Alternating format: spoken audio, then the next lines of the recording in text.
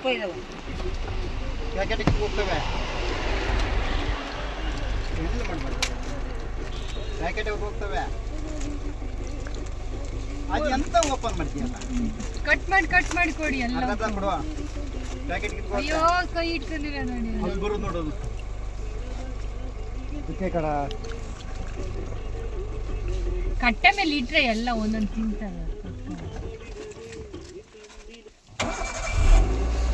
ಹಿಂಗಾಯ್ತು ಮನೆಗೆ. ನೀನು ತಲೆ ತೆಗಿಯಪ್ಪ. ತೆಗಿಯ ತಲೆ. ಮೊಬೈಲ್ ಕಿತ್ಕೊಂಡು ಹೋದ್ರೆ ಏನು ಮಾಡೋದು? ಕಾಸು ಕೊಡ್ತವೆ.